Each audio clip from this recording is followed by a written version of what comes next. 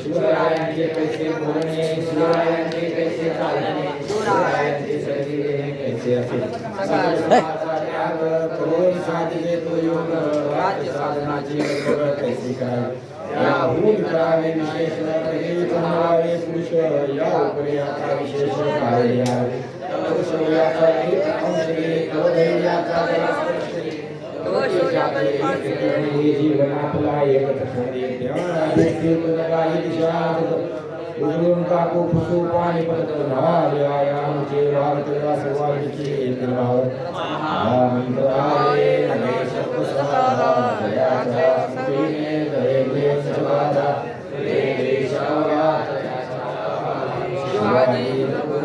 मंत्र स्वभावी पुंडली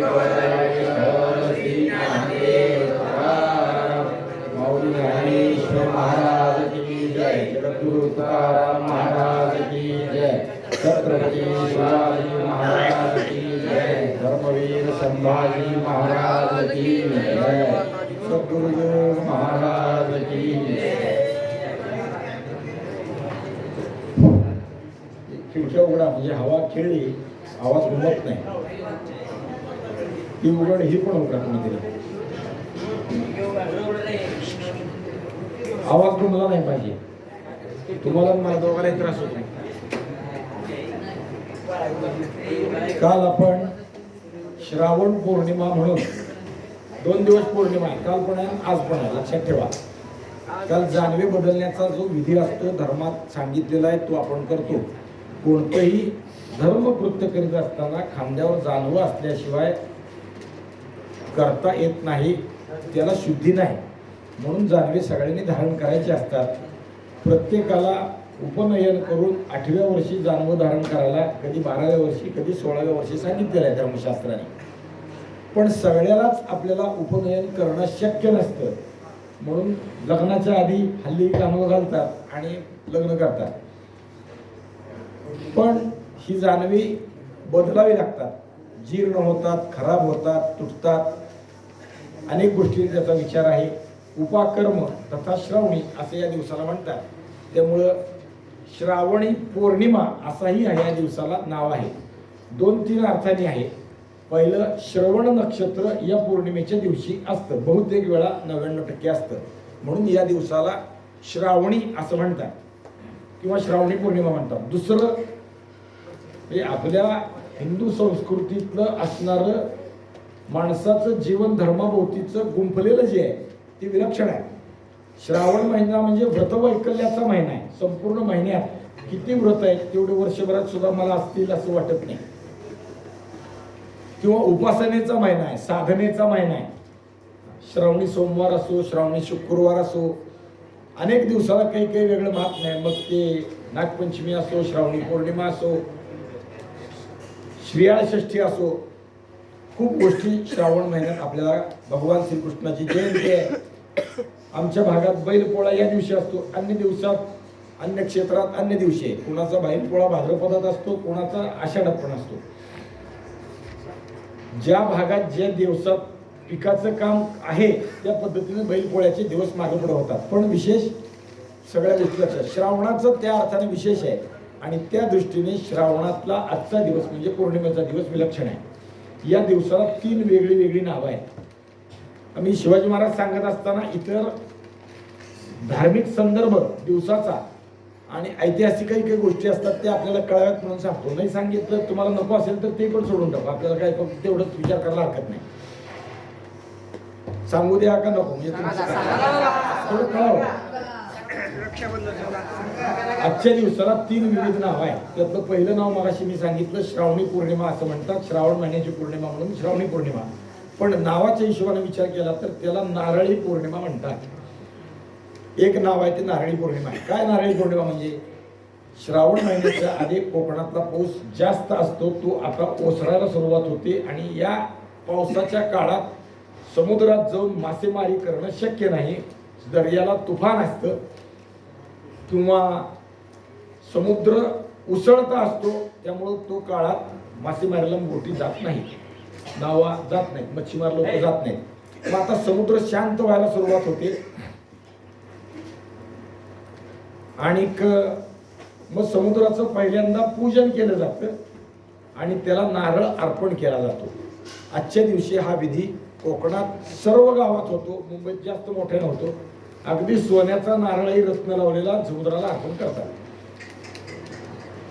त्यामुळे या पौर्णिमेला नारळी पौर्णिमा असं म्हणतात.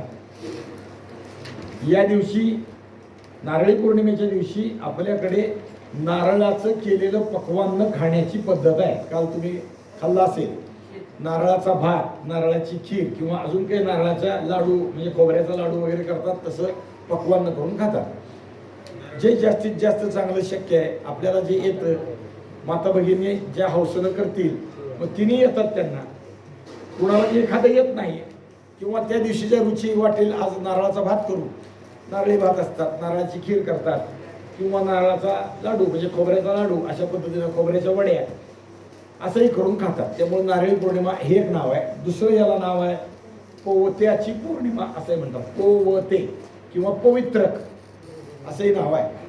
सुताच्या धाग्याचे 3 धागे 4 धागे 5 धागे असं एक सूत्र करायचं आणि ते देवतेला अर्पण करायचं. त्याला पोवती म्हणतात, संस्कृतात पवित्र म्हणतात आणि आपल्याकडे पोवती म्हणजे सर्वसामान्य बोलीभाषेत पोवती म्हणतात. भगवान विष्णू, शंकर, गणपती अन्य देवतेलाही आपापल्या कुलदेवतेला ते अर्पण करून या दिवशी पोवती अर्पण करून देवाची उपासना केली जाते. देवाला पोवती का अर्पण करावी याच्यातही खूप विषय साकल्यानं मांडलेला आहे. देवाचं तेज नित्याच्या आचरणातून कमी होतं, ते तेज वर्धिष्णू व्हावं, देवालाही या गोष्टीची गरज आहे असा भाव जसं माणसाच्या देहात आहे. यथा देहे तथा देवे असं आपल्याकडे प्रचलित म्हणण्याची पद्धत आहे. जसं देहाला आपण करतो तसं देवाला करावं. आपलंही तेज खाल्लं नाही, पिल्लं नाही, काही केलं नाही, ते कमी होतं, म्हणून तेज वृद्धिंगत होण्यासाठी आपण अन्न श्रवण करतो. तसं देवतेचं देवत्व टिकून राहण्यासाठी, देवतेचं तेज वर्धिष्णू होण्यासाठी देवाला पवित्र अर्पण करावं असं धर्मशास्त्रात सांगितलं. म्हणून याला पोवत्याची पौर्णिमा असं म्हणतात. अनेक देवतेला अर्पण करतात. आणि तिसरं नाव सगळ्याला पाठ असणार आहे. कदाचित हे 2 नावं माहीत असतील नसतील मला माहीत नाही, पण तिसरं नाव मात्र सगळ्यांना माहीत आहे की त्याला राखी पौर्णिमा असं म्हणतात. श्रावण पौर्णिमेला राखी पौर्णिमा असं म्हणतात. आपल्याकडं याच्या अनेक वेगळ्या वेगळ्या पुराणातल्या कथा आहेत, पण त्या न सांगता मोगल बादशाहच्या कथा आपल्याला सांगितल्या जातात. आपल्याला आपला धर्म कळला पाहिजे म्हणून मुद्दामून धर्माच्या गोष्टी माहीत असणं आवश्यक आहे म्हणून मी सांगतो. आणि रूपमती राजस्थानातली होती आणि तिनं अमुक मुस्लिम राजाला बोलवलं आणि रक्षणाची विनंती केली, तिला राखी पाठवली म्हणून तो आला, तिचं रक्षण केलं अशी कथा सांगतात. म्हणजे हिंदू मुस्लिम प्रेमाचं ऐक्याचा विषय सांगितला जातो. पण याहून महत्त्वाचं आमच्या धर्मात आमच्या लोकांनी आमच्या देवतांनी याबद्दल काय विचार केला आहे किंवा कसं त्याच्याबद्दल काय घडलंय हे आम्हाला सांगितलं जात नाही. या देशात कायम एकाच विशिष्ट भूमिकेतून सतत काही कथा सांगितल्या जातात. हिंदू मुस्लिम ऐक्य हे कदापि शक्य नाही, हा भ्रम आहे, लक्षात ठेवा. पहिल्यांदा ते कदाच शक्य नाही. 2 ध्रुवावर दोघे असले की ते एकत्र कधी येऊ शकतात का? रेल्वेचे 2 रुळ चालत जातात पण ते कधी जन्मात एक येतात का? शेजारी असतात पण एक येत नाही. कारण त्यांचे विचार, त्यांचा आचार, त्यांची वृत्ती, त्यांचा संस्कृती, त्यांचा धर्म आणि आपला धर्म या जमीन आसमानचं अंतर आहे.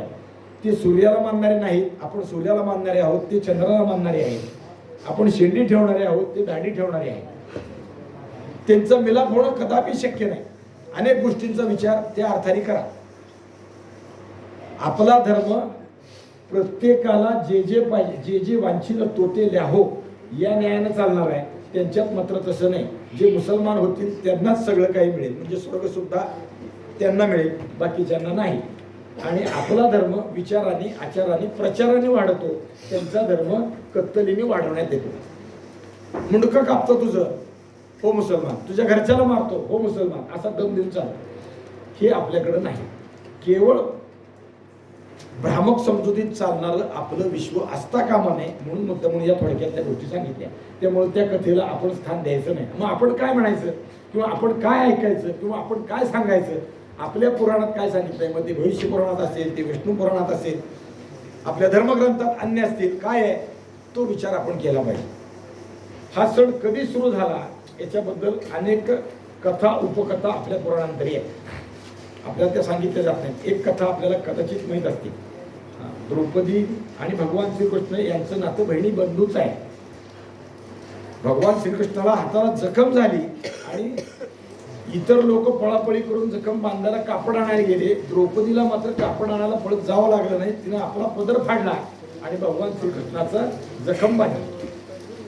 हे बहिणी भावाचं नातं कसं आहे, त्याच्यासाठी रेशमी वस्त्र आहे का, उंची वस्त्र आहे का, अंगावरचं वस्त्र आहे का, याचा विचार नाही. विचार काय आहे, भावाची जखम बरी होणं, भावाचं रक्षण होणं, हा भाग महत्वाचा आहे. ते द्रौपदीच्या विषयानं आपल्याला माहित होतं. दुसरा विषय असा आहे की देवदानवां, भविष्य पुराणात हा सांगितलेला विषय आहे. देवदानवांचं अनेक वर्ष युद्ध चालू होतं आणि त्यामध्ये दानवांचं पारडं जड व्हायला लागलं. म्हणून इंद्र बृहस्पतीकडे गेला आणि बृहस्पतीला विनंती केली, काहीतरी मार्ग काढा. त्यावेळी इंद्राची पत्नी शची, इंद्राची पत्नी नाव माहित नसेल कदाचित, शची. आपण जेव्हा नित्यपूजेचा संकल्प करतो त्यात म्हणतात शची पुरंदराभ्यान्मा. पुरंदर म्हणजे इंद्र आणि शची म्हणजे त्याची बायको. उमा महेश्वराभ्यान्मा, उमा म्हणजे पार्वती, महेश्वर म्हणजे शंकर. लक्ष्मी विष्णुभ्योन्मा. जेव्हा हे नावं घ्यायची असतात ती या पद्धतीनं सकाळी पूजेत नावं घेतात, त्यात इंद्राचंही नाव असतं. एक गोष्ट लक्षात ठेवा, स्त्री स्वातंत्र्याच्या कल्पना आता सांगितल्या जातात आपल्याकडे पूर्वीपासून आहे. कोणत्याही देवतेचं नाव घेत असताना पहिल्यांदा त्याच्या बायकोचं नाव घेतात आणि मग देवाचं घेतात. रुक्मिणी पांडुरंगाभ्यान्माच असतं, लक्षात येत आहे का. शची पुरंदराभ्यान्मा, उमा महेश्वराभ्यान्मा असं त्याची पूजेची पद्धत आपल्याकडे आहे. तर ती शची त्याच्या बरोबर होती आणि मग तिनं ते सगळं ऐकलं आणि आपल्या नवऱ्याचा पराभव होतो याच्यासाठी मार्ग काय, बृहस्पतीने सांगितलेला मार्ग तिनं अवलंबला आणि तिनं रेशमाचा धागा घेऊन आपल्या नवऱ्याच्या हाताला तो बांधला. नवऱ्याचं युद्धात रक्षण व्हावं हा त्यातला भाव. तो दिवस श्रावण पौर्णिमेचा होता, त्यामुळे ही श्रावण पौर्णिमा राखी पौर्णिमा म्हणून साजरी केली जाते. राखी म्हणजे काय, राखी म्हणजे रक्षासूत्र असं त्याचं नाव आहे. त्याला रक्षासूत्र, सूत्र म्हणजे धागा, पण रक्षण करण्यासाठी बांधतात त्याला म्हणायचं रक्षासूत्र. राखण, जोपासना, सुरक्षितता अशा अनेक गोष्टींचा त्याचा विचार आहे. रक्षाला शब्दकोशामध्ये अभिमंत्रित केलेला ताईत असंही नाव आहे. म्हणजे मंत्र काय म्हणायचं त्याला, आपण गळ्यात ताईत घालतो ना, हातात दंडात बांधतात अनेक लोक, हा मनगडात बांधतात. ताईत असतो किंवा धागा असतो, तो अभिमंत्रित केलेला एखाद्या देवतेचा मंत्र त्याच्यात काय अभिमंत्रित करून तो रक्षणासाठी बांधलेला असतो, अभिमंत्रित केलेला ताईत असंही त्याला म्हणतात. आणि राखी असंही याला म्हटलं जातं, रक्षणासाठी म्हणून ती राखी. धर्मशास्त्राच्या विषयानं विचार करताना, पुराण ग्रंथांचा विचार करताना त्यांनी असं सांगितलेलं आहे, काय ठेवावं, राखी म्हणजे काय बांधावं, काय असावं. एक धागा असावा, बहुतेक वेळा हा रेशमाचा असतो, शक्य नसल्यास सुताचा असतो. पण त्यात काय असावं, तांदूळ, सुवर्ण आणि पांढरी मोहरी या 3 वस्तू एका पुरचुंडीत बांधायच्या आणि त्याला धाग्याने बांधायचं आणि ते आपल्या इच्छिताला, जो आपला भाऊ आहे, तेव्हा तेव्हा ती पतीलाही राखी बांधायला सांगितलेली आहे. आता या शचीनं नवऱ्यालाच बांधली ना, तर नवऱ्याचं रक्षण व्हावं युद्धात म्हणून या अर्थानं ती राखी बंधन केलं जातं. पांढरी मोहरी आहे, याच्यातून पांढरी मोहरी आपण पाहिली नसेल, कदाचित माहीतही नसेल. पांढरी मोहरी स्वतंत्र असते, ती मिळते. ती पांढरी मोहरी सुवर्ण, सोनं म्हणजे ते लकाकणार आहे, ते तेज देणार आहे म्हणून सोनं. आणि तांदूळ, तांदूळ म्हणजे अक्षर, जे कधीही खंडत नाही अशा अर्थानं. अक्षर त्याचे तुकडे पडत नाही, जे अखंड आहेत तेच तांदूळ वापरायचे असतात. चिरकाल राहावं अशा अर्थाने या 3 गोष्टीचा विषय आहे. नुसतं चिरकाल नाही, तर पांढरी मोहरीचा गुण असा आहे की त्याने भूतबाधा, प्रेतबाधा किंवा घरात काही बाधा असेल तर ती बाधा होत नाही. मग ही बाधा कुठलीही माझ्या बंधूला, माझ्या पतीला, माझ्या मालकाला, नोकरांनाही मालकाला बांधण्याची पद्धत होती पूर्वीच्या काळी. ही होऊ नये म्हणून या तिन्हीची पुरचंडी बांधायची आणि ती आपल्या इच्छिताला बांधायची, त्याला राखी म्हणण्याची पद्धत आपल्याकडे आहे. ही कथा म्हणून एक कथा झाली, दुसरी द्रौपदीची झाली, तिसरं राजा बलीच्या बाबतीत आहे. राजा बलीची कथा आपल्या सगळ्याला माहित आहे. त्याने 100 यज्ञ केले आणि इंद्राला भीती वाटायला लागली की आपलं राज्य जातं काय. मग देवाला विनंती केली आणि देवाने वामनाचा अवतार धारण केला. बलीच्या डोक्यावर पाय, 3 पायाची भूमी मागितली, ते पाय ठेवले. हे सगळं झालं. तिसरा पाय कुठं ठेवू, माझ्या डोक्यावर ठेवा, आणि बलीला पाताळात घातलं. इथपर्यंत कथा माहित असते, पुढचं कदाचित माहित नसतं. मी यावेळी बलीनं विचारलं, बलीला देवाने म्हणले तू आता एवढं सगळं इच्छित केलं, सगळं केलं, माझी इच्छा पूर्ती केली, तुला काय पाहिजे. पण ती तुम्ही आम्ही असतो तर आपण सांगितलं असते की आता ती त्रैलोक्याचं राज्य माझे गेले, मला सिंहासनावर बसवा. पण बलीनं तसं काही मागितलं नाही. भगवंताला विनंती केली, तुमचं सान्निध्य मला सतत असावं, रात्रंदिवस तुमचा सहवास मला मिळावा. आणि देवाने ते मानलं, ऐकलं, कारण केलेला वर आहे. आणि देव पाताळात बळीबरोबर राहायला गेले. पाताळाचं द्वाररक्षक म्हणून देव राहिल्याचा आपल्याकडे पुराणांतरे उल्लेख आहे. देव तिकडं राहायला गेले, पाताळाचा राजा त्याला केलं. देव राहायला म्हणजे भगवान विष्णू तिकडे गेले आणि त्यामुळे लक्ष्मीला पतीचं सान्निध्य मिळेल. नवरा रोज नाही बरोबर, कसं काय करावं, विरह व्हायला लागला. आणि विरह व्हायला लागल्यावर त्यांनी नारदाला विनंती केली, याला मार्ग सांगा, काय करायचं आहे. आणि मग नारदाने सांगितलं की तू जाऊन बलीला रक्षासूत्र बांध. आणि मग बलीला रक्षासूत्र बांधलं. बली म्हणला काय पाहिजे, नवरा माझे मला पाहिजे, नवऱ्याला माघारी घेऊन आहे. ही ती कथा आहे. पण ते रक्षासूत्र जे बांधलं ते श्रावणी पौर्णिमे दिवशी बांधलं आणि बळी त्या रक्षासूत्रात बांधला गेला. त्यामुळे जेव्हा आपण राखी भावाला बांधतो, आपल्या गुरुवर्याला बांधतो म्हणजे गुरु म्हणून, किंवा पतीला बांधतो, त्यावेळी भावाने भावालाही राखी बांधण्याचे उदाहरण आहेत बरं का, आपल्याकडे लक्षात ठेवा. म्हणजे धर्मरक्षा आहे हा विषय आहे. तर त्या अर्थाने जेव्हा बांधतो तेव्हा एक संस्कृत श्लोक आपल्यात सांगितला जातो, येन बद्धो बली राजा दानवेंद्रो महाबली तेन त्वामपी बदनामी रक्षेमा चल. याचा अर्थ असा आहे की महाबली दानवेंद्र बलिराजाला ज्या राखीने बांधले त्या रक्षेने मी तुलाही बांधतो आहे. हे रक्षे तू चलित होऊ नको, चलित म्हणजे चळू नको, अस्थिर होऊ नको, तू निघून जाऊ नको. जसं त्या बलिराजाला बांधलं तसं या रक्षासूत्राने तुलाही मी बांधतो आहे. हा त्यातला भाव आहे, बांधून ठेवणं. रक्षणासाठी बांधण्याचे अनेक विषय येतात. भावाला का बांधावी, मालकाला का बांधावी, किंवा अन्य काही विषयाने का बांधावी. रक्षाबंधनाने भावाचा उत्कर्ष व्हावा ही त्यातली भावना आहे. लोकांना असं वाटतं की रक्षाबंधनाला बहिणी आल्या आणि राखी बांधली की तिला काहीतरी भेट द्यावी हा आपला एकमेकाचा प्रेमाचा विषय आहे. तिचं प्रेम तिने व्यक्त केलं, आपण आपलं प्रेम व्यक्त करावं म्हणून भेट दिलीच पाहिजे असं बंधन नसतं. दिली नाही म्हणून बहीण कधी रागावत नाही. ती टीव्हीच्या जाहिरातीत फक्त असतं, राखी पौर्णिमा आहे, मला अमकं दिलं तरच बांधते. आपल्याकडं नसतं तसं. बहीण काय असेल ती तिनं कुंकू लावलं, अक्षत दिली, हातावर खडी साखर घातली, विषय संपला, राखी बांधली. पण त्यात भाव काय आहे, भावाचं प्रेम वर्धिष्णू व्हावं हा आहे. दुसरा भावाचा उत्कर्ष व्हावा हा भाव आहे. भावाचं सगळ्या गोष्टी उत्कर्ष व्हावा, नुसता आर्थिक नाही, वैचारिक उत्कर्ष व्हावा, उन्नती व्हावी, अनेक गोष्टीत त्याला यश, कीर्ती, संपदा, या सगळ्या, आरोग्य, ह्या सगळ्या गोष्टी चांगल्या राहाव्यात. ही रक्षासूत्रातला महत्वाचा भाव आहे. दुसरा भाव आहे की माझ्या संकट प्रसंगी भावाने मला मदत करायची. तेच भावा बहिणीचं नातं सतत एकमेकाला जाणीव देण्यासाठी. आता भाऊ बहिणी एकदा जन्मले गरज नाही असं नाही, ती सतत जाणीव राहावी दोघांची एकमेकाला, म्हणून ते रक्षासूत्र त्याशी बांधायचं.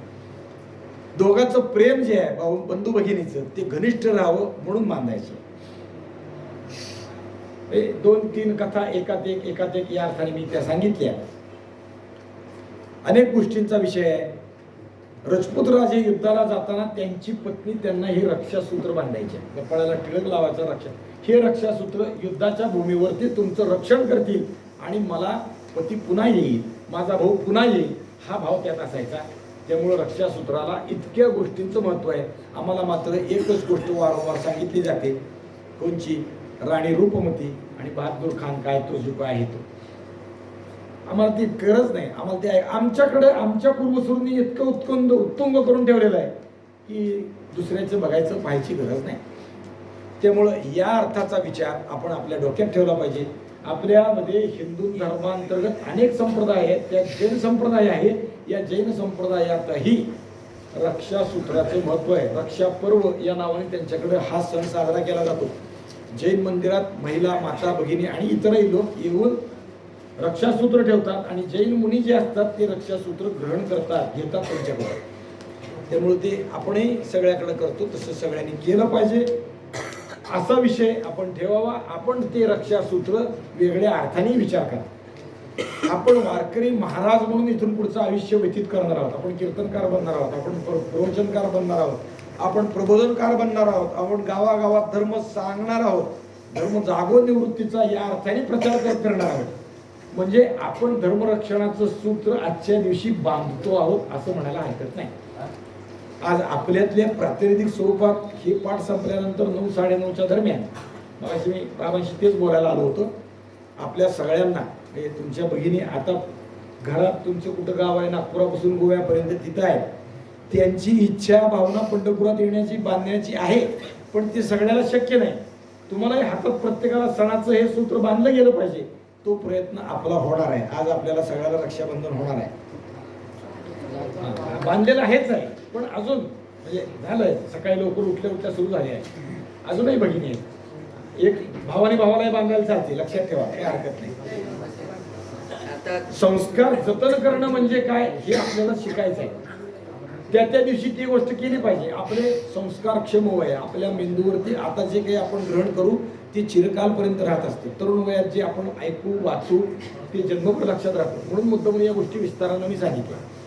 खरं तर लोक असं काहीतरी मला म्हणतात की तुम्ही शिवचरित्र झालं की दुसरं खूप गोष्टी सांगता हो, दुसरा विषय खूप बोलता, पण हेही कळलं पाहिजे असं मला वाटतं. नसेल तर तो विषय सोडून देऊन फक्त कॉलेजच्या प्रोफेसर सारखं वर्गात यावं तेवढंच सोडून काय आहे 2+2 अमका 4 झाले 5 झाले सोडून द्यायचे. धर्माच्या संस्कारात 2+2 3ही होतात आणि 5ही होतात बरं का. तसं नाही, तुमची आमची आस्था कळली पाहिजे. नुसतं कॉलेजच्या शिक्षणासारखं शिकून निघून नाही गेलं पाहिजे असं मला वाटतं. म्हणून मी आपलं सांगण्याचा प्रयत्न करतो. आवडलं तर सांगत जाऊ, नाही आवडलं तर विषय सोडून देऊ. फक्त एक आहे की आता काय उठवा त्यांना कथा कीर्तन प्रवचन ऐकायला झोपू नये, ऐका. त्या अर्थाने आपला विषय चालू आहे. मिर्झाराजे जयसिंग आले, महाराष्ट्रात आले, बुऱ्हाणपुरातून औरंगाबादेत आले, औरंगाबादेतून त्यांनी पुण्याकडे येण्याला सुरुवात केली. पुण्यात आले आणि दुसऱ्या दिवशी पुण्यातून ते सैन्यासह पुरंदर किल्ला जिंकण्याच्या विषयाने पुरंदराकडे निघाले. पुरंदराकडे मिर्झाराजे दिलेर खान निघाले आणि त्यांच्यावर एका तुकडीने छापा घातला. पळत पळत आले, कुठून आले, कसे आले कळले नाही. पटापट जेवढं करता येईल तेवढी लांडगे तोड केली आणि मोगल आता प्रतिकाराला सिद्ध झाले की हे आलेले लोक सावधून निघून गेले, पळून गेले. जसे झाडीतून आले तसे झाडीत फिरून गेले. कुणीकडे गेले त्यांचा पाठलाग करीत करीत मोगलाच्या सेना, दिलेर खानाचं लष्कर मागं मागं पळत सुटलं आणि ते पुरंदराच्या पायथ्याला राजेवाडीपर्यंत गेले. लोक काही हाताला लागले नाही, पण इथून आले एवढं मात्र कळालं. आणि सगळ्यांनी पलायन केल्यावर मोगल तिथंच थांबले. आता या किल्ल्याला वेढे द्यावे असा विचार करून किंवा या किल्ल्यावर आता हिने आपल्यावर हल्ला केला म्हणून यांच्या मागे लागावा असा विचार करायला लागले. आणि तेवढ्याच किल्ल्यावरून तोफांचा आपल्या टप्प्यात मुघल आले असं लक्षात आलं की किल्ल्यावरून तोफांचा आणि बंदुकाचा भडीमार सुरू झाला. प्रश्न येण्याच्या आधी उत्तर झालं, सवाला आधी जबाब चढला आणि या लष्कराने आता तिथे तोडे टाकायला सुरुवात केली. युद्धाला तडकाफडकी सुरुवात झाली. म्हणजे आले मग मोर्चे दिले असं काहीच नाही. आले की छापा घातला, लढाई सुरू झाली. दिलेर खान पठाण आपल्या बरोबरच्या फौजेसह तिथपर्यंत आला आणि मोगलाचं सैन्य काही तिथून आलं. मागे मिर्झा राजे आहे. काही कागदातला उल्लेख आहे तो असा आहे की मोगलाचा चंडोल बुडवला.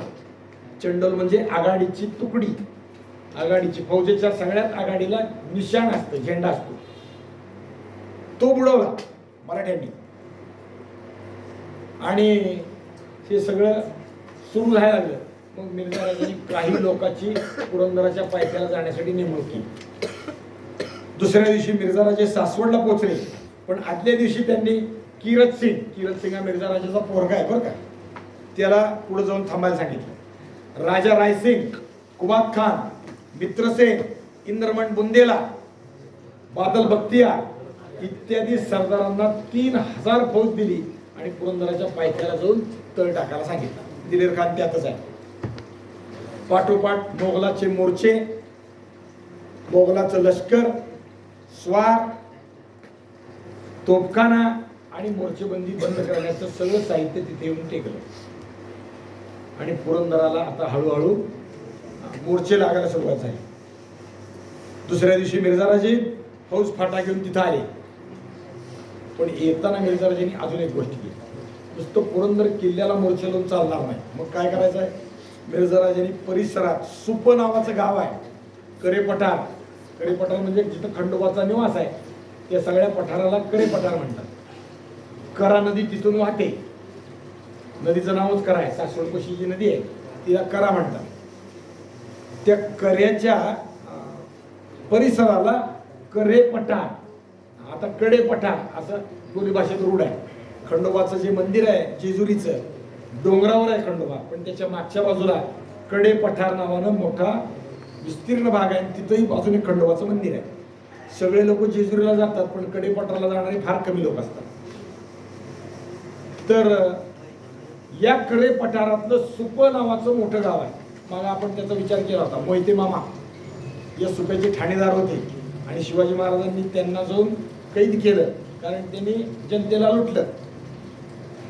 हे सुप जे आहे, या सुपेच्या परिसरातल्या गावांवर हल्ला करण्यासाठी मिर्झा राजांनी एक फौजेची तुकडी केली.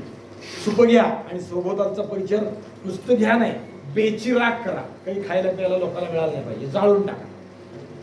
शर्जा खान, हसन खान, जौहर खान, जगत सिंग हे सरदार सुप्याकडे पाठवून दिले. स्वतः मिर्झा राजा आता पुरंदरच्या पायथ्याला आले आणि तिथे त्यांनी आपला तंबू उभा केला, शामियाना उभा केला. यावेळी मिर्झा राजांची डाक दिल्लीत रोज जात होती. मी कुठं आलोय, काय आहे, आता काय करतोय, रोज कळवत होते. मिर्झा राजांनी दिल्लीला एक पत्र लिहिलं. ज्या कामासाठी मी आलोय ते काम मी अव्याहतपणे करतोय हे दाखवायचं म्हणजे कळवायचा हा रिपोर्ट, डेली रिपोर्टिंग म्हणून आपण त्यातला तो भाग आहे. किती तळमळ आहे त्यांची, किती काम करतायत. फक्त तळमळ कशी अयोग्य आहे. आजचा रक्षासूत्र आहे, धर्मरक्षेसाठी. खरं मिर्झा राजपुतांचा जन्म धर्मरक्षेसाठी आहे, देशरक्षेसाठी आहे. पण जे धर्माचे घातक आहेत, जे देशाचे घातक आहेत, त्यांच्याच रक्षेला मिर्झा राजे झटतायत. त्यामुळे मिर्झा राजे पण किती झटतायत. रात्रंदिवस मी कामात व्यग्र आहे, एकही क्षण मी विश्रांती घेत नाही, हे ते वारंवार औरंगजेबाला पत्रातून कळवत आहेत. आणि ही गोष्ट सत्य आहे. ती कसं करतायत, काय करतायत तेही सांगतो. त्याने औरंगजेबाला एक पत्र लिहिलं की मी आता तुम्ही सांगितल्याप्रमाणे आलोय, दख्खनीत आलोय, काम करतोय, पण आपण एक गोष्ट करावी अशी विनंती आहे. काय गोष्ट करावी? तर समुद्रातून एखादं आरमार शिवाजी राजांवर जर सोडलं तर दोन्ही ठिकाणून आपण शिवाजी राजावर कोंडीत पकडायचा प्रयत्न करू आणि शिवाजी राजाला शरण आणू. म्हणजे मी करतोय ती सेना कमी आहे असं नाही, ती जास्त आहे, पण मी भूभागावर आहे. शिवाजी राजाचं लक्ष कोकणात पण आहे, तिथं पण त्यांचं लष्कर आहे. मी अजून कोकणात उतरत नाही आहे. तेव्हा तिकडून कोकणात हल्ला करण्यासाठी एखादं आरमार तुम्ही पाठवा. मग शिवाजीराजाचे किल्ले लुटले जातील किंवा त्यांची ठाणी लुटली जातील, लोक लुटले जातील, धनही मिळेल आणि शिवाजीराजावर आपला वचक बसेल. हा त्यांचा भाव आहे. औरंगजेबाच्या उत्कर्षासाठी किती तळमळ आहे. रक्षण कुणाचं करायला हवं, शिवाजीराजाचं की औरंगजेबाचं? पण मिर्झा राजांना काही नुसत्या कथा सांगण्यापुरता आहे. काही चाड नाही, काही विचार नाही. या राजपुतांचं निस्सीम प्रेम मोगलांवर, त्यांच्या शहाजाद्यांवर, स्वतःच्या धर्मावर नाही. हिंदुस्थानात राजपुतानेतले किल्ले जिवंत आहेत, अजूनही उत्तम सुस्थितीत आहेत, चांगले आहेत. आपले किल्ले मात्र सगळे पडलेले आहेत. लोक इथं आले की या क्या देखना है, उत्तर भारतातले लोक या क्या देखना है, ये सब बड़ा खड़ा खंडर है, ये कैसा शिवाजी राजा का स्थान आहे असं म्हणतात. त्याची प्रत्यंतर आपण गेलो फिरायला की येतात, अनेक लोक भेटतात तेव्हा ते म्हणतात.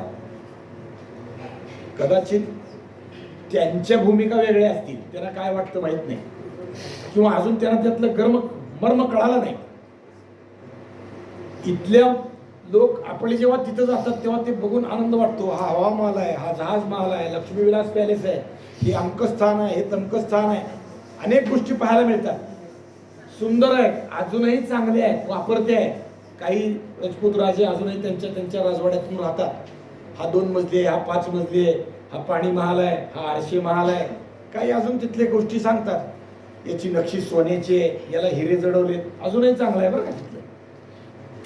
पण महाराष्ट्रातले इतिहासाचे अभ्यासक असणारे, किल्ले दुर्ग फिरणारे गोनी दांडेकर असंच उत्तर भारतात उत्तरेतले किल्ले पाहायला गेले राजस्थानात, आणि ते किल्ले पाहिले. त्यांना मिळालेल्या गाईडला कळालं की हे किल्ले फिरणारा महाराष्ट्रातला मोठा माणूस आहे. आणि त्यांनी किल्ले पाहिल्यावर विचारलं की हमारे किलो में और तुम्हारे किलो में फर्क क्या है, ये इतने अच्छे हैं, तुम्हारे तो खंडर हो गए, क्या है. तेव्हा त्यांनी दिलेलं उत्तर आहे ते आपण कायम लक्षात ठेवलं पाहिजे. तुमचे किल्ले सुंदर आहेत, देखणे छान आहेत, उत्तम आहेत, पण तुम्ही तुमचे किल्ले आणि तुमची महाल रक्षणासाठी तुमच्या माता भगिनी मुरगलांच्या जनानखान्यात सोडल्या, आणि मग तुम्ही त्यांची चाकरी पत्करली आणि तुमच्या किल्ल्याचं रक्षण केलं. आम्ही आमचा स्वाभिमान जपला, आमच्या माता भगिनी मुघलांच्याकडे नेऊन सोडल्या नाहीत. आम्ही आमचं सत्व जपलं. आमचं सत्व जपण्यापायी आमची घरं दारं किल्ले महाल पडले, आम्हाला त्याचं दुःख नाही. असं आपण दिलेलं उत्तर आहे. ते त्यांनी मानलं, खरं आहे म्हणजे हे तुमचं आहे ते खरं आहे. उत्तर भारतातला असाच एक राजस्थानातला बंगालमधला अभ्यासक रायगडावर आला आणि त्यांनी किल्ला पाहिला. सुदैवानं आमचे वडील अनिल काका रायगडावर होते. ते आल्यावर ते दोघं मिळून भेट झाली. काही पूर्वीचा परिचय नाही. बाहेर से आए लगते हैं, कहाँ से आए, क्या है. तर त्याने सांगितलं, ती वयस्कर होती, सुमारे 70च्या पुढे होती. मैं बंगाल में कलकत्ता में हिस्ट्री यूनिवर्सिटी का हिस्ट्री विभाग का काय आहे डिपार्टमेंट का चीफ रहा हूं. मराठीत सांगतो, हिंदीत नाही सांगत, म्हणजे मला हिंदी बोलता येत नाही असं समजू नका बरं. हिंदी विभागाचा मी विभाग प्रमुख होतो. जन्मभर मी इतिहास शिकवला विद्यार्थ्यांना, अनेक प्राध्यापक घडवले, त्यात शिवाजी महाराज मी अभ्यासले. पण दुर्दैवानं मला शिवाजी महाराजांचा भूप्रदेश पाहता आला नाही. जोपर्यंत मी तिथं शिकवत होतो तोपर्यंत माझी इच्छा होती, येता आलं नाही. दुर्दैवानं ते जमलं नाही. पण आता मला यायचा वेळ मिळतोय. मला शिकवायला आता काही शाळेत नोकरीत नाही या वेळ आहे, तर म्हणून पाहायला यावं. तर प्रकृती साथ देत नाही. आता मला हार्टचा विकार झाला, म्हणजे हृदयविकार झाला, मला BP आहे, मला शुगर आहे, वयोमानानं गुडघे काम करत नाहीत. त्यामुळं यायचं कसं प्रश्न होता. म्हणून घरच्यांनी हा नातू बरोबर दिलेला आहे, त्याच्याबरोबर आम्ही दोघं आलो. आणि मग त्यांनी किल्ला पाहिला. ते काही अभ्यास करून आले होते त्या पद्धतीनं पाहिला. वडिलांबरोबर काही ठिकाणी गेले, पाहिला, हिंडला. आणि मग वडिलांनी विचारलं, कैसे लगा आपको, किला देखा है, उत्तर के किले देखे है, राजस्थान के किले देखे है, क्या लगा. तिने सांगितलं, ये देखने की चीज नहीं है, ये सोचने की चीज है. महाराष्ट्रातले किल्ले विचार करायला लावणार आहे. तो विचार आता मिर्झा राजांच्या बाबतीत करतोय आपण. ते मोडून काढण्यासाठी मिर्झा राजे, राजपुराणातले किल्ले उत्तम का, हे मिर्झा राजासारखेच लोक आजही तिथे आहेत. मिर्झा राजाची आत्या, आजी म्हणजे वडिलाची आत्या, त्यांच्या घरच्या कन्या मुघल बादशाला बायको म्हणून मिर्झा राजे एवढ्या ऐश्वर्याला आहे, मोठे आहेत. एखाद्या वजिरासारखा त्यांचा दरबारातला मान आहे. बादशाही त्यांचे काही शब्द ऐकतोय, इतकी त्यांचं मोल आहे. आणि ते मिर्झा राजा बादशाची काळजी घेत आहेत की काय, शिवाजी राजाकडून आरमार त्याची लूट करण्यासाठी तुम्ही पाठवा, कोकणातून तिकडून या, मी इकडून हल्ला करतो, मग भरपूर लूटही आपल्याला मिळेल. गावाच्या गाव मिर्झाराजे बिचारा करायला लागले. मला खरं यावेळेसच्या नाही सगळ्याच मराठ्यांचं म्हणजे त्यावेळेसच्या शिवाजी महाराजांच्या स्वराज्यातल्या लोकांचं फार विशेष वाटतं. काय विशेष? चरणी ठेवीचे माता हेची भले असं वाटतं, दुसरं काही नाही. माता भगिनी तर त्याहून विलक्षण आहे. कारण आता मिर्झाराजे असतील, आधी शाहिस्ते खान असेल, थोडा औरंगजेब नंतर आला, पण यावेळेस आहे. आणि अफजल खान बाहेरच्या बाहेर विषय संपवला. फारशा घडामोडी वेगळ्या आहेत. मिर्झाराजे, शाहिस्ते खान स्वराज्यात राहतायत, पुण्यात राहतात, गावाच्या गावात जाळून काढतायत, उभी पिकं जाळतायत, घरं खोपटं जाळतायत, लोक डोंगराच्या आश्रयाला जातायत, गेलेल्या लोकांना पकडून आणतायत, धरून आणतायत, मारतायत, कैदी करतायत किंवा गुलाम म्हणून वापरतायत. म्हणजे घरात करते सवरते पुरुष नाही. जे पुरुष आहेत ते कुणी मरतंय किंवा शिवाजी महाराजांकडे आघाडीवर लढायला गेलेले आहेत. जे आहेत ते तरुण पोरं नाहीत, म्हातारे आणि लहान बालक आहेत आणि माता भगिनी आहेत. संसार अस्तित्वात नाही, उद्ध्वस्त झाले, घरं खोपटं जाळून गेले, गावात शेती करायची परिस्थिती नाही, कुठून तरी कसं तरी जगावं असं आहे. आणि तरीही ते मिर्झा राजाला साथ देत नाही, तरीही ते शिवाजी महाराजांना साथ देतात. खरंच यांचं काय केलं पाहिजे? कौतुक केलं पाहिजे, त्यांचं आचरण केलं पाहिजे, त्यांचा विचार केला पाहिजे. चरणी ठेवीचे माता या न्यायानं त्यांच्या पायावर डोकं ठेवलं पाहिजे, दुसरं काही नाही. अशी परिस्थिती इतकी विपरीत असताना कसं त्या माता भगिनी संसार करीत होत्या, कसं लेकरं बाळाला भाकरी कोंड्याचा मांडा म्हणतो ना आपण, नुसती म्हणून नाही, सोपं नाही. काय जे पिकतंय ते करावं, त्या पोराला खायला घालावं, मोठं करावं, परत त्या पोराला स्वराज्यात भरती करावं, कुठं परत मारायलाच की हो, युद्धात जावं. मिर्झाराजे त्या पद्धतीने विचार नाही. घरचं घर जाळतायत, गावाच्या गावं जाळून टाकतायत, गावाची शेती जाळतायत, घरात आणलेली वैरण, काडी, रसद किंवा घरात आणलेलं धान्य, घरात आणलेल्या गोण्या उचलून नेत आहेत. कसं राहावं माणसाने? काय करावं? खरंच हे लोक फार विलक्षण आहेत. जसे युद्धाच्या आघाडीवर लढणारे लोक विलक्षण आहेत ना, तसं घरात राहूनही या सगळ्यांना पाठबळ देणारे लोक तेवढेच महत्वाचे आहेत. गाई, गुरं, उभं धान्य सगळंच्या सगळं लुटून न्यायला लागले. जे उरलंय नेता येत नाही ते पेटवून निघून जात आहेत. पण पुढं थोडे माणसंही फार हुशार झाले. मिर्झा राजे येत आहेत किंवा त्यांचे लोक येत आहेत, लुटालूट करतायत, हे लक्षात आलं की आधीच आपण डोंगरात जाऊन राहायचं, सगळं तिकडं नेता येत न्यायचं आणि शेतं भातं ते स्वतः पेटवून द्यायला मराठ्यांनी सुरुवात केली. का? तर ते कापून नेलं तर ह्यांची वैरण भागेल, ह्यांची जनावरं जगतील, ह्यांची उपासमार झाली पाहिजे, ह्यांना मग कुठनं दिल्लीतनं रसद आणली पाहिजे, ही भावना ते ठेवतात. मग त्यांची रसद कुठून येईल? दिल्लीतून बऱ्हाणपुरात, बऱ्हाणपुरातून औरंगाबादेत, औरंगाबादेत महाराष्ट्राच्या पलीकडच्या भागातून तिथं येईल, तिथून ती पुण्यात येईल आणि मग औरंगाबाद ते पुण्यात जी येते ती मारून काढायची, कापून काढायची आणि आपल्याकडे न्यायची. किती कौतुक करावं या माणसांचं, कसं जगत असतील. गाई, वासरं, लेकी, बाळी, गुरं, लहान मुलं सगळे हाकारून वरडून अस्वस्थ होत होते. पण मिर्झा राजाला कोणाचीही दया येत नाही. सगळंच्या सगळं जाळून फस्त करायचं, उद्ध्वस्त करायचं, असंच त्यांना वाटत होतं. म्हणजे शिवाजी महाराजांचं स्वराज्य संपवणं असं त्यांना वाटत होतं. खरं तर प्रभू रामचंद्राचे वंशज, पण प्रजेवर अन्याय करीत होते. वंशज म्हणून नीटसं वागत नव्हते मिर्झा राजे. औरंगजेबाला महाराष्ट्राचं राज्य मिळवून देण्यासाठी मिर्झा राजे प्रयत्नशील होते. राजपुतांचा कंठमणी आहे, धर्मनिष्ठ आहे, व्रतस्थ आहे, पण व्रत कोणचं आहे? औरंगजेबाला यश मिळवून देण्याचं. व्रत कोणचं पाहिजे?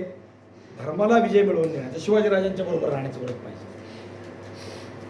अभिषेकाच्या धारा दह्या दुधाच्या देवांवर धरीत होते, तुपाच्या धारा यज्ञात टाकीत होते, पण सगळं करीत होते ते औरंगजेबासाठी, स्वतःच्या लोकांसाठी नाही.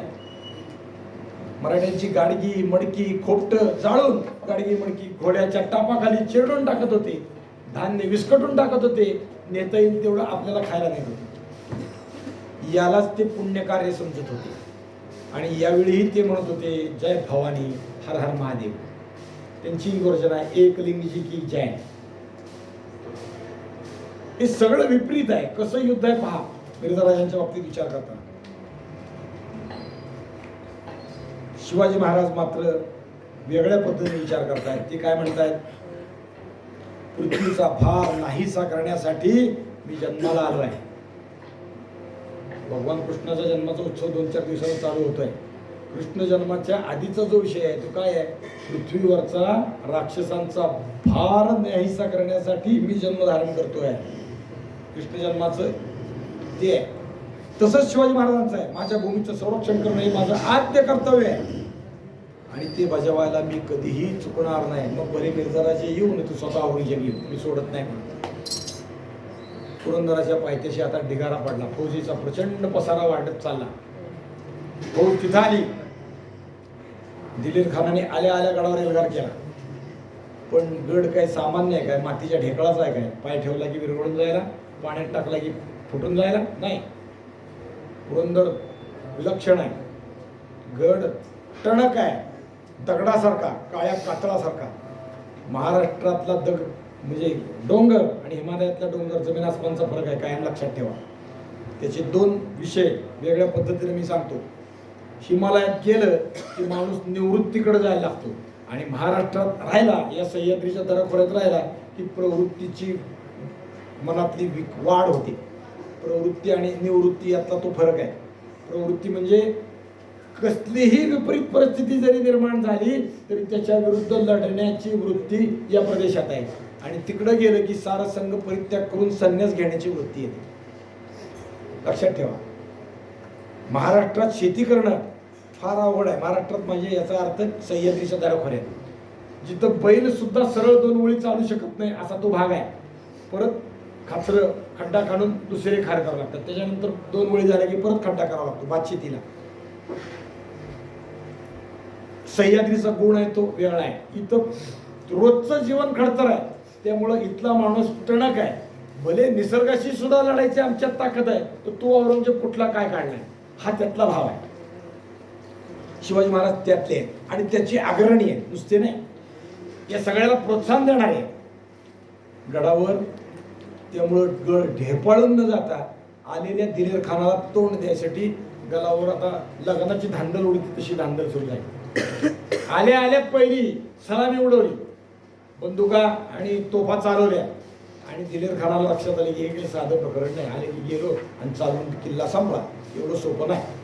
दिलेर खानाने खाली पसारा आपला मांडला आणि गडावरून सगळी तयारी सुरू झाली.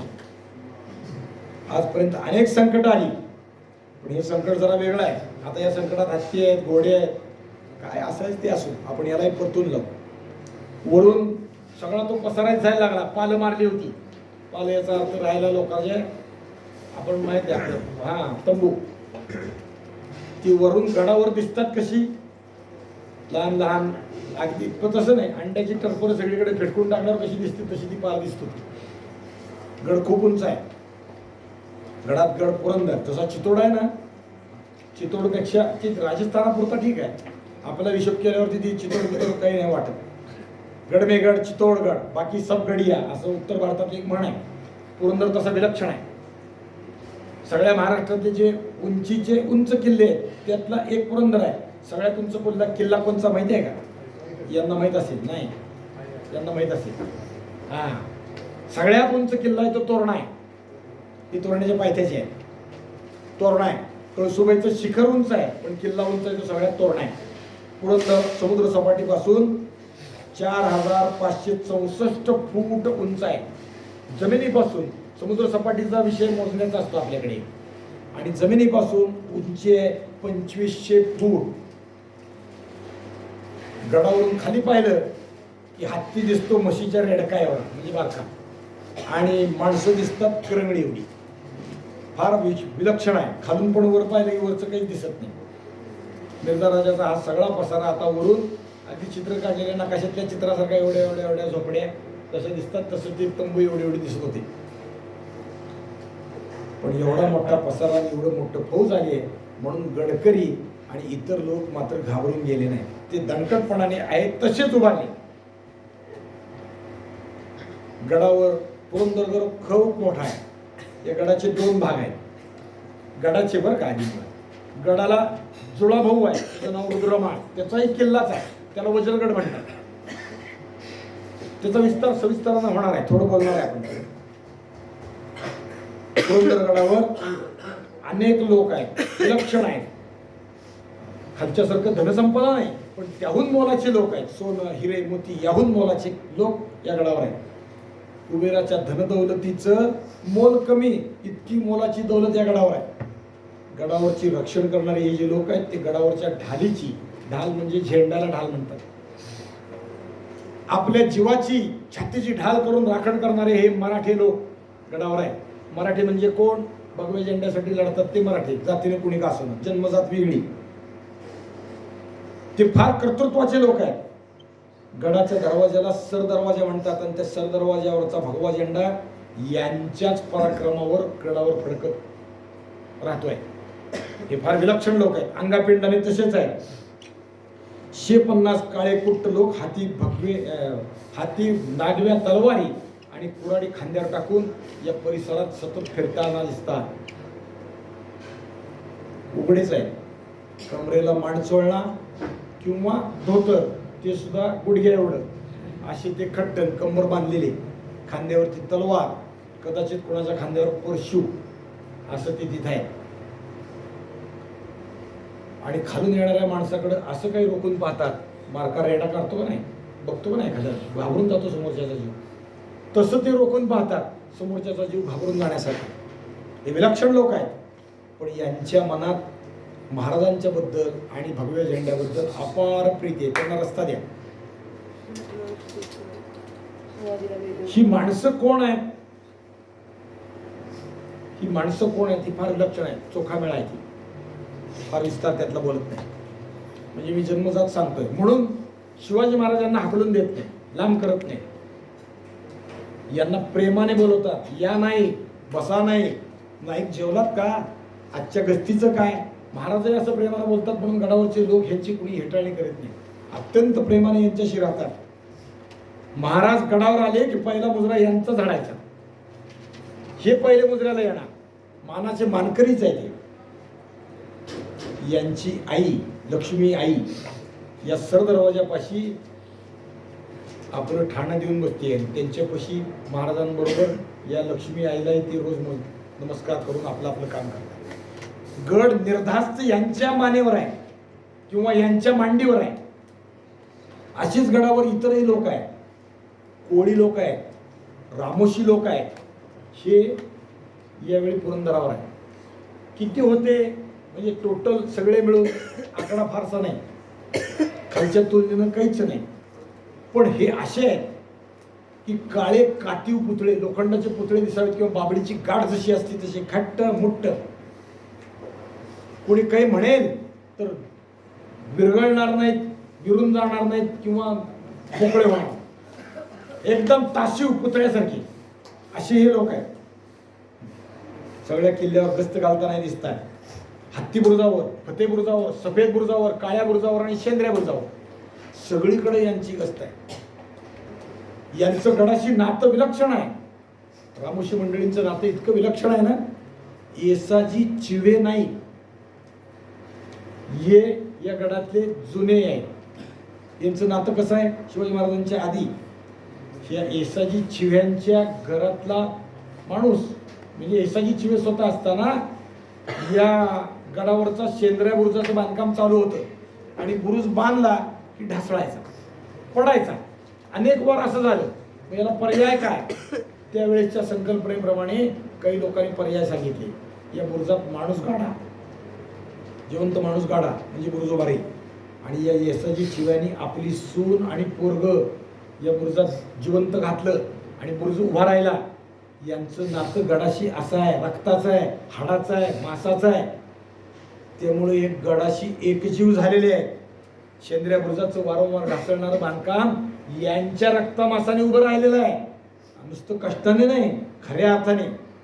त्यामुळे यांचा मान गडावर फार मोठा आहे. पुरंदराचा इतिहास म्हणजे या नायकांचा इतिहास आहे. खरं हे फार विलक्षण आहे, सोपं नाही आहे. नुसतं युद्धाला उभं राहणं आणि पुरुष बांधताना त्यात माणूस घालणं, दोन्ही कल्पना विलक्षण आहे. कल्पनाही न करण्या इतक्या पलीकडची आहे. विचार करून पहा, आपण त्या जागी आहे, मग काय आहे ते कळेल. आपण त्या जागी आहे, आपला पुत्र किंवा आपण स्वतः, बापाने आपल्याला तिथं बसायला सांगितलंय आणि आपल्यावर धोंडे माती बांधून तो गड उभा राहतोय. पुरंदर असा आमच्या रक्तामासाने वाढतोय. आता तो रक्तामासाने लढतोय याच लोकांचे. पुरंदर किल्ल्याचे 2 भाग आहेत. एक भाग म्हणजे बाले किल्ला, पायथ्यापासून अति उंच ठिकाणावर, आणि दुसरा भाग म्हणजे माची पुरंदर. माची पुरंदर आहे गडाच्या पायथ्यापासून 2100 फूट आणि बाले किल्ला आहे तो 2500 फूट. माचीतून सरळ उभा डोंगर चढत गेलं की त्याला वरती जो भाग आहे त्याला म्हणायचं बाले किल्ला. किल्ल्याचा अंतर्गत अतिसुरक्षित भाग म्हणजे बाले किल्ला, जो जिंकायला अत्यंत कठीण असतो त्याला म्हणायचं बाले किल्ला. याचे कडे चारी अंगानं तासलेल्या भिंतीसारखे आहेत. 50-100 फुटाची भिंत उभारल्यावर असं ना तसे त्याची कडे आहे. दगडच असा आहे, इथे चढून जाणं शक्य नाही. एकच वाट जी जाते त्याच वाटेने जावं. या पुरंदर किल्ल्याचं नवीन विशेष लक्षात ठेवा. हा पुरंदर किल्ला सध्या भारताच्या मिलिटरीच्या ताब्यात आहे. पुरंदर पाहायला जायचं असेल तर सकाळी 10च्या आत तिथं जावं लागतं आणि त्यांना सांगून आम्हाला किल्ला पाहायचा आहे म्हणून त्यांची संमती घ्यावी लागते. ते पत्र देतात तरच फिरता येतं पुरंदरावर, नाही तर फिरता येत नाही. त्याचं कारण असं आहे की मिलिटरीचं तिथं तळ आहे. मिलिटरीचा तळ असल्यामुळे बाहेरच्या लोकांना प्रवेश नाही. पण मिलिटरीचा तळ का, त्याची कारणं पण आहेत. पाकिस्तानातून काही ठराविक ठिकाणावरून उडणारी विमानं पुरंदर आणि राजमाची या 2 ठिकाणच्या रडारवरच दिसतात. त्यामुळे पुरंदर अजूनही मिलिटरीच्या ताब्यात आहे. या पुरंदरावरचा मुरारबाजींचा जो पुतळा आहे ते पुढे विषय येईल आपला, तो मिलिटरीने उभा केलेला आहे भारताच्या, लक्षात ठेवा. त्या पुरंदराचा विषय चालू आहे. तुम्हाला पाहायला जायचं असेल तर माहीत असावं म्हणून मी पुढचं सांगितलं. चारी बाजूनं कडे आहे. वाटेशिवाय दुसरीकडून चढून जायचा कोणी प्रयत्न करत असेल तर त्यानं तो करू नये, करणं शक्य नाही. मृत्यूशिवाय दुसरा पर्याय नाही. तोरण्याला तसंच आहे, फार अवघड आहे. एकच वाट, दुसरीकडनं पलीकडची आहे ती. 2 दरवाजाशिवाय दुसरीकडनं बाहेर. दोन्ही वाटी आता भयंकर खडतर आहे. आता जी वाट म्हणून आहे त्यानं जायचं असेल ना तर इतकी दमछाक होते की कुठून झक मारली या किल्ल्यावर आला असं व्हायला. फार अवघड आहे. एकदा जाऊन पहा किल्ला म्हणजे काय आहे. ते प्रकरण सोपं नाही. दुर्ग म्हणजे काय आहे पाहिल्याशिवाय कळत नाही. जसं साखर गोड असते, सुंदर असते, मधुर असते, अमुक रस वाढवते, तमुक रस वाढवते, सुगंध येतो, सांगून कळत नाही, खाल्ल्यावर कळते. तसा किल्ला पाहिल्यावरच कळतो. छाती एवढ्या पायऱ्या, एक पाय टाकायचा म्हणजे काय असतं, दगड गणगळते, पाय घसरते, 2 पावलं पुढून 2 पावलं मागे यायला लागलं म्हणजे मग ते कळतं. पडायला लागलं म्हणून गवत धरलं की हात रक्ताळते. सोपं नाही ते. आणि ते राखायला हे कशी माणसं राखत असतील, काय विलक्षण आहे. दुसरा शब्दच नाही माझ्यापाशी. ते कडे कसे चढत असतील, जात असतील. तुम्ही म्हणा आता हे पुरंदर आहे, पहा पुढे काय झालंय, कसे कडे चढून गेले ते पण सांगतोय. कोणाचीच हिंमत नाही. खाली उतरण्याची हिंमत फक्त पाण्यात आणि वर चढायची हिंमत फक्त वाघात किंवा वाऱ्यात. बाकी कोणाची हिंमत नाही. बाले किल्ल्याला बळकट अशी तटबंदी आहे. त्याला एकच दार आहे, तोच हा सरदरवाजा. एक दरवाजा बंद झाला की किल्ल्याची दापछेड उघडणं कोणालाही शक्य नाही. ब्रह्मदेव आला तरी. इतकं हे खडतर आहे. गडासारखा गड पुरंदर. दरडीवरती दरड, कड्यावरती कडे, त्यावर कपार, कपारीत घारी, धारेवरती कोट, कोटाच्या आत माची, माचीच्या आत बाले किल्ला, बाले किल्ल्याला 24 बुरुज, 24 बुरुजात शेंद्र्या बुरुज, बुरुज टेकला होता आभाळाला. पहा किती विलक्षण आहेत सगळ्या गोष्टी. आणि त्यावर भिरभिरत होत्या घारी आणि बाले किल्ल्यावर तळपट होत्या तिखट तलवारी. ही सगळी तसेच घारीच्या नजरेने खाली पाहणारे आहेत आणि खांद्यावर 24 तास तलवार टाकून फिरणारे लोक आहेत. कसे असतील सगळे लोक. आभाळ्यातल्या घारी इतकी यांची तिखट नजर सगळीकडे फिरते आहे. आणि हे सगळे भगव्या झेंड्याखाली उभे आहेत. कोण आहेत माहित नाही. भगव्या झेंड्यासाठी लढतायत ते मराठी आणि हिरव्या झेंड्यासाठी मोगली निशाणासाठी लढतात ते मोगल. मग ते राजपूत आहेत का ब्राह्मण आहेत. ती रायबागन ब्राह्मण होती ना, ते मोगलच. त्यांच्या निष्ठा तिकडच, काही विषय नाही.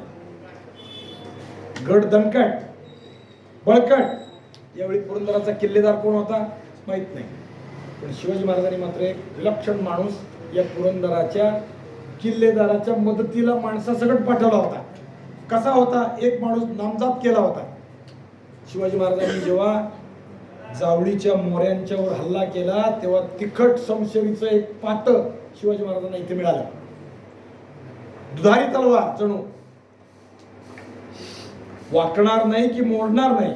फक्त हा अर्जुन होता, पण मोऱ्यांकडून म्हणजे अधर्माकडून वागत होता आणि शिवाजी महाराजांनी त्याला आपल्या बाजूला घेतला. अर्जुन आहे, पण युद्ध कौरवाशी केलं पाहिजे, स्वजनाशी नाही. कृष्णाने करायला लावलं तसं इकडे ये. आणि हा अर्जुन शिवाजी महाराजांच्या पक्षात आला. त्याचं शौर्य पाहून महाराज संतुष्ट झाले. हा जर स्वराज्यात आला तर स्वराज्याची कीर्ती वाढेल, डंक्यावरती यशाची नौबत झडेल. तू आमच्यात ये. आणि त्यानं शिवाजी महाराजांचं म्हणणं ऐकलं. तो हा मुरारबाजी देशपांडा. मुरारबाजी देशपांडा. मुरारबाजीच्या अंगावर शिवाजी महाराजांनी स्वराज्याचा शेला घातला आणि हा शिवगंगेत सामील झाला. आणि हाच मुरारबाजी आता शिवाजी महाराजांनी पुरंदरावर पाठवला. यावेळी आता मुरारबाजीच्या युद्धाची, ज्याला आपण परिस्थिती निर्माण झाली, पण त्याच्या परीक्षेची घडी निर्माण झाली. आणि मुरारबाजीने काय केलं किंवा अजून काय काय गोष्टी पुरंदरावर आहेत, पुरंदराचं युद्ध कसं चाललं, याचा विचार आपण उद्याच्याला करू. आज इथंच थांबू. कुंडली कवरदेव हरी विठ्ठल श्री ज्ञानदेव तुकाराम.